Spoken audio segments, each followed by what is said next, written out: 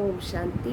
आज हम सुनेंगे 22/6/2025 की प्रातः मुरली क्लास। मुरली का सार है,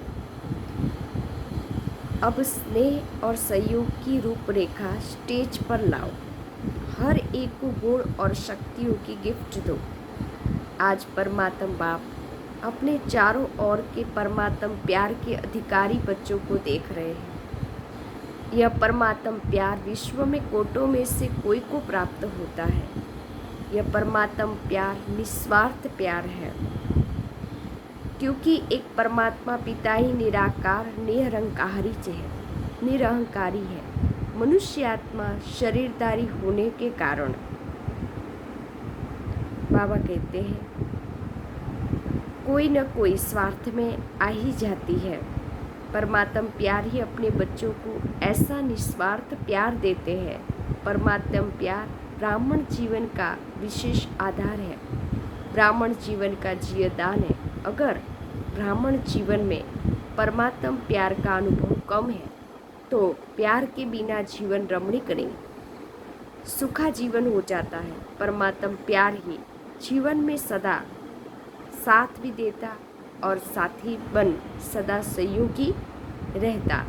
जहाँ प्यार है, साथ है, वहाँ सब कुछ बहुत सहज और सरल हो जाता है। मेहनत का अनुभव नहीं होता, ऐसा अनुभव है ना। परमात्मा प्यारे कोई भी व्यक्ति व साधनों के आकर्षण में नहीं आ सकते, क्योंकि परमात्मा आकर्षण, परमात्मा प्यार ऐसा अनुभव कराता जो सदा प्यार के कारण लवलीन रहते हैं। जिसको लोगों ने परमात्मा में लीन होना समझ लिया। परमात्मा में लीन नहीं होता, लेकिन परमात्मा प्यार में लवलीन हो जाता है। बाप दादा चारों ओर के बच्चों को देखते हैं। परमात्मा प्यारे तो सभी बने हैं, लेकिन एक है लवली बच्चे और दूसरे है लवलीन बच्चे। तो अपने आप से पूछो कि लवली तो सभी है, लेकिन लवलीन कहाँ तक रहते हैं। बाबा कहते हैं लवलीन बच्चों की निशानी है, वह सदा परमात्मा फरमान में सहज चलते हैं। बाबा कहते हैं फरमान में भी रहते और देह भान से कुर्बान भी रहते हैं, क्योंकि परमात्मा प्यार में कुर्बान होना मुश्किल नहीं है। सबसे पहला फरमान है योगी भव पवित्र भव। बाप का बच्चों से प्यार होने के कारण बाप बच्चों को मेहनत करते देख नहीं सकते हैं, क्योंकि बाप जानते हैं 63 जन्म बहुत मेहनत की, अभी यह अलौकिक जन्म मेहनत से मुक्त हो अतीन्द्रिय सुख की मौज मनाने का है। तो मौज मना रहे हो ना, कि मेहनत करनी पड़ती है। बाबा पूछ रहे तो प्यार की परसेंटेज कम है अगर मेहनत करनी पड़ती है। तो कहाँ ना कहाँ प्यार में कुछ न कुछ लिखे से 2 बातों की लिखे मेहनत कराती है। तो कौन सी 2 बातें हैं? एक पुराने संसार की आकर्षण, संसार में संबंध पदार्थ सब आ जाता है, और दूसरा पुराने संस्कार की आकर्षण। यह पुराना संसार और पुराने संस्कार अपने तरफ आकर्षित कर देते हैं। तो परमात्मा प्यार में परसेंटेज हो जाती है। चेक करो इन दोनों लिखेज से मुक्त है।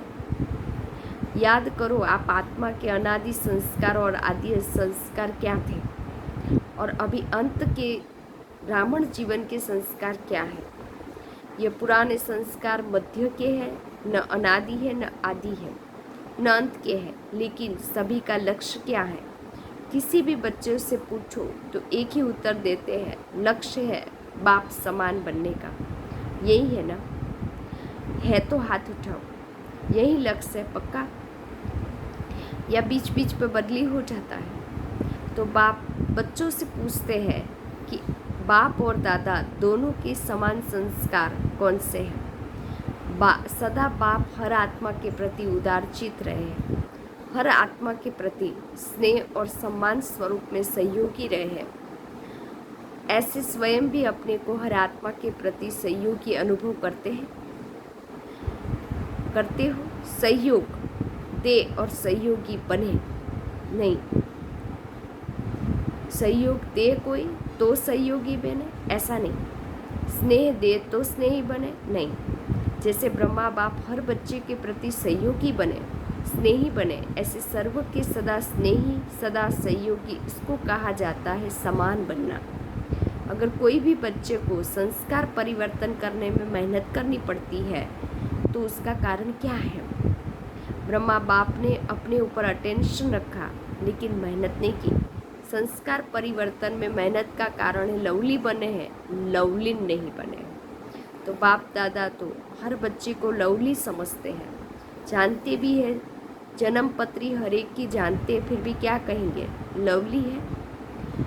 बाप दादा हर बच्चे को एक ही पढ़ाई, एक ही पालना, एक ही वरदान सहज देते हैं, सदा देते हैं।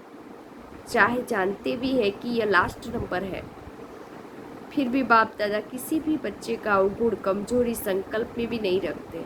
लाडला है, सिकिलता है, मीठा मीठा है, इसी दृष्टि और वृत्ति से देखते हैं, क्योंकि बाप दादा जानते हैं इसी वृत्ति और श्रेष्ठ दृष्टि से कमजोर महावीर बन जाएगा।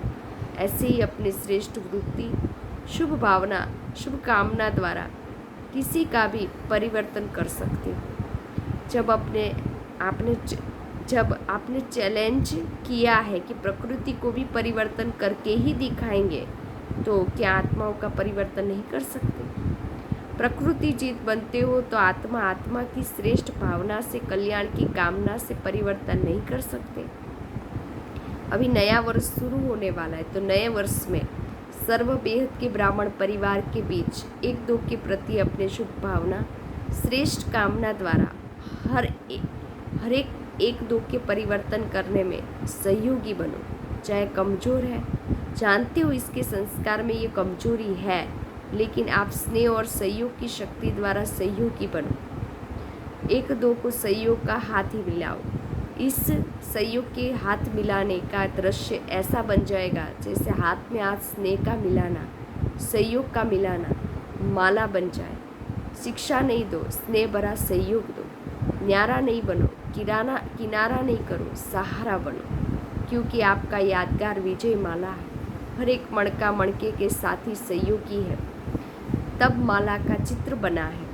तो बाबा कहते तो सभी बाप दादा से पूछते नए साल में क्या करना है। संदेश देने का कार्य तो बहुत किया, करते रहेंगे। अब संदेश वाहकों के सहयोग और स्नेह की रूपरेखा स्टेज पर लाओ। महादानी बनो, अपने गुणों का सहयोगी बनाओ। ऐसे अपने गुणों का है तो परमात्म गुण, लेकिन जो गुण आपने अपने में बनाए हैं, उस गुण की शक्ति से उन्हों की कमजोरी दूर करो। यह कर सकते हैं या मुश्किल है? टीचर्स बताओ, कर सकते या करना ही है। कोई कमज़ोर नहीं रहे, क्योंकि कोटो में कोई है ना, चाहे लास्ट दाना भी है तो कोटो में कोई ना। आपका टाइटल ही है मास्टर सर्वशक्तिवान। तो सर्वशक्तिवान का कर्तव्य क्या है? शक्ति की लेन देन करना। पाप द्वारा मिला हुआ गुण आपस में लेन देन करो। बाबा कहते हैं गुणों की गिफ्ट दो। यही सहयोग की गिफ्ट एक दो में दो। नए वर्ष में एक दो को गिफ्ट देते हैं ना, तो गुणों की एक दो को गिफ्ट दो। अगर कल्याण की भावना रखेंगे तो जैसे भाषण करके वाणी द्वारा संदेश देते हो ना, वैसे अपने कल्याण की भावना द्वारा, अपने कल्याण की वृत्ति द्वारा, कल्याण के वायुमंडल द्वारा यह सहयोग देना। कल्याण के वायुमंडल द्वारा यह गुणों की गिफ्ट दो, शक्तियों की गिफ्ट दो। कमजोर को सहयोग देना, यह समय पर गिफ्ट देना है। गिरे हुए को गिराओ नहीं, चढ़ाओ, ऊंचा चढ़ाओ। यह ऐसा है, यह ऐसा करता है, यह ऐसा है नहीं। यह प्रभु प्यार के पात्र है। ये कोटे में कोई आत्मा है, विशेष आत्मा है, विजयी बनने वाली आत्मा है। यह दृष्टि रखो, अभिवृत्ति दृष्टि वायुमंडल को चेंज करो। कुछ नवीनता करनी चाहिए ना। कमजोरी देखते देखो नहीं, उमंग दो, सहयोग दो। ऐसा ब्राह्मण संगठन तैयार करो तो बाप दादा विजय की ताली बजाएगा। आप भी बार बार तालियां बजाते हो ना। बाप दादा भी मुबारक हो, पढ़ाई हो, ग्रीटिंग्स हो, उसकी तालियां बजाएगा। आप भी साथ में ताली बजाएंगे ना। तब अभी ताली बजाई तो अच्छा किया, लेकिन विश्व के आगे ताली बजे, सबके मुख से यह आवाज़ निकले, हमारे इष्ट आ गए, हमारे पूज्य आ गए। लक्ष्य पक्का है ना। पक्का है लक्ष्य करना ही, या देखेंगे प्लान बनाएंगे, करना ही है। प्लान क्या, करना ही। सभी अभी सभी इंतज़ार कर रहे हैं।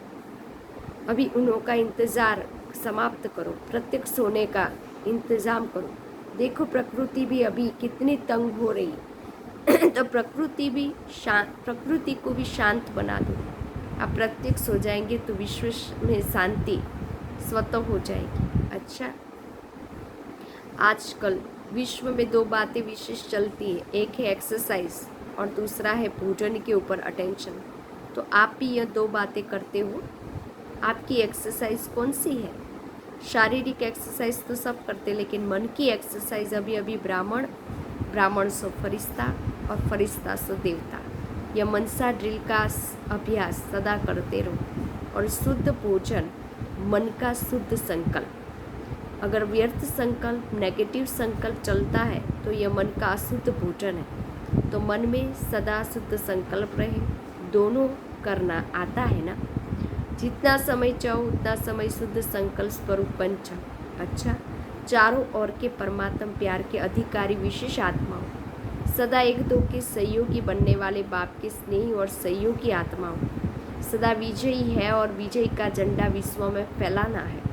इसी लक्ष्य को प्रैक्टिकल में लाने वाले विजयी बच्चों को, सदा इसी पुराने संसार और संस्कार के आकर्षण से परे रहने वाले बाप समान बच्चों को दिलाराम बाप का दिल से याद, प्यार और नमस्ते। रूहानी बाप की रूहानी बच्चों को नमस्ते। हम रूहानी बच्चों की रूहानी बाप दादा को याद, प्यार, गुड मॉर्निंग, नमस्ते नमस्ते नमस्ते। सदा रहो हंसते। मैं कौन? आत्मा। मेरा कौन? शिव बाबा। कहाँ जाना? परम धाम। बाबा थैंक यू, बाबा शुक्रिया, मेरा बाबा, मीठा बाबा, प्यारा बाबा, लाडला बाबा, वाह बाबा, धन्यवाद बाबा। वरदान, मन के मौन से सेवा की नई इन्वेशन निकालने वाले सिद्धि स्वरूप भव। जैसे पहले मौन व्रत रखा था तो सब फ्री हो गए थे, टाइम बच गया था। ऐसे अब मन का मौन रखो, जिससे व्यर्थ संकल्प आवे ही नहीं। जैसे मुख से आवाज़ न निकले, वैसे व्यर्थ संकल्प न आए। यह है मन का मौन। तो समय बच जाएगा। इस मन के मौन से सेवा की ऐसी नई इन्वेशन निकालेगी जो साधना कम और सिद्धि ज़्यादा होगी। जैसे साइंस के साधन सेकंड में विधि को प्राप्त कराते हैं, वैसे इस साइलेंस के साधन द्वारा सेकंड में विधि प्राप्त होगी। स्लोगन है, जो स्वयं समर्पित स्थिति में स्थित रहते हैं, सर्व का सहयोग भी उनके आगे समर्पित होता है। अव्यक्त इशारे है, आत्मिक स्थिति में रहने का अभ्यास करो, अंतर्मुखी बनो। अनेक प्रकार के व्यक्ति, वैभव अथवा अनेक प्रकार की वस्तुओं के संपर्क में आते, आत्मिक भाव और अनासक्त भाव धारण करो। यह वैभव और वस्तुएं अनासक्त के आगे दासी के रूप में होगी और आसक्त भाव वाले के आगे चुंबक की तरह फंसाने वाली होगी। अच्छा, ओम शांति।